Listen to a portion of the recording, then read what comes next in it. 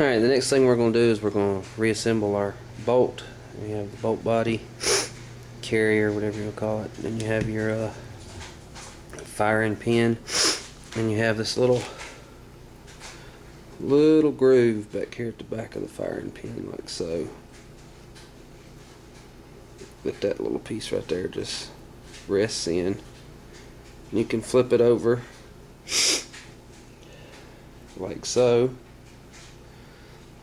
And you can slide it right into your bolt body. Once it slides all the way in place, you will notice how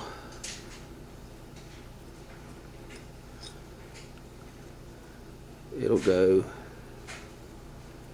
right here, this hole. It'll close that hole up.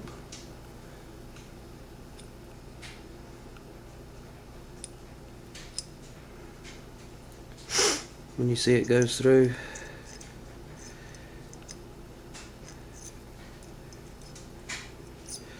basically when you get it into place, this hole will be open where you can see all the way through it, and then you'll take your pin and drive it straight through. Let me get that on camera.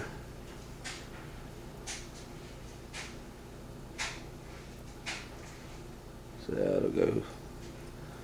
It goes all the way into place. The hole will be open. And we can just take and drive our pin straight through. And I know, as with anybody, you probably don't like watching me drive pins. I will give you a hint. If you will buy a set of these right here, these are actually a set of Lyman roll pin punches that I have. But if you will take and get a set of these are the Schuster roll pin starter punches. They make life a lot simpler because you can just stick them in the end, and it makes starting them so much easier.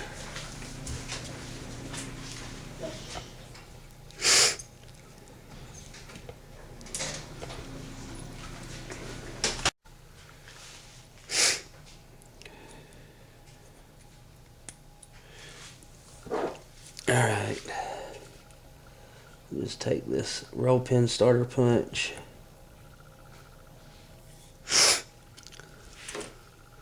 back out a little bit because I know you can't see this, but it holds it perfect alignment for starting roll pins like so. And in fact, you can use them to drive them most of the way in, just until you get close to where you come in contact with the bolt. You can just take your standard roll pin punch. And the problem is holding it in place around the camera. But I won't bore you to death. All you basically have to do is drive this pin in to where it's flush down here.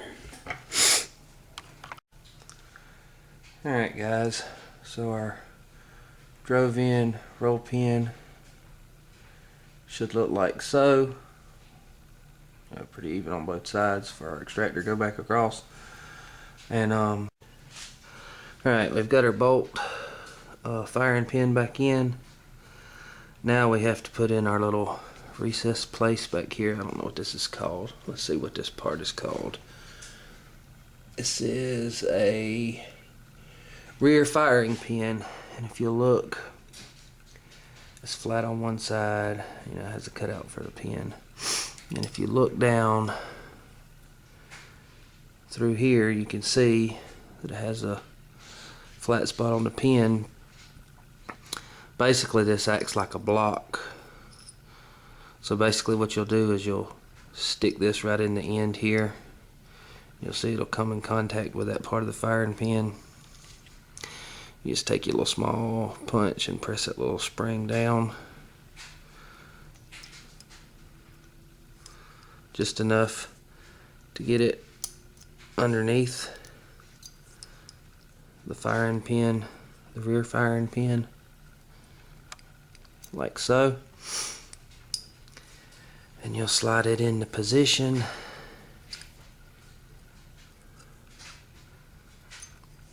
If you can see that.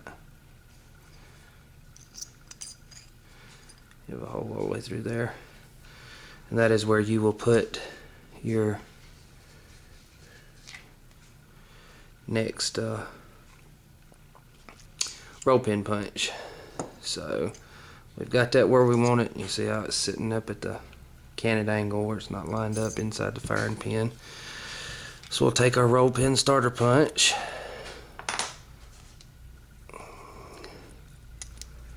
and then we'll start it.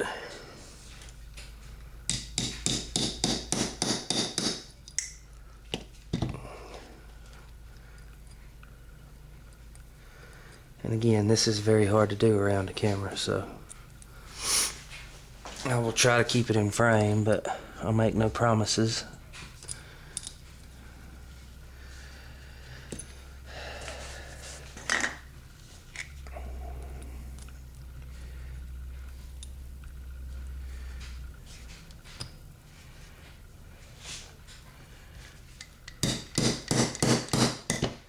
Alright, now we've got it started like so.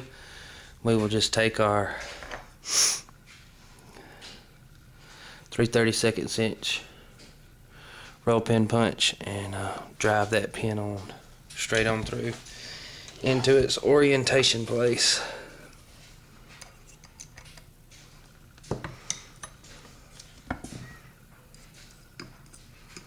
And it's not a very easy thing to do on camera, I will tell you that right now.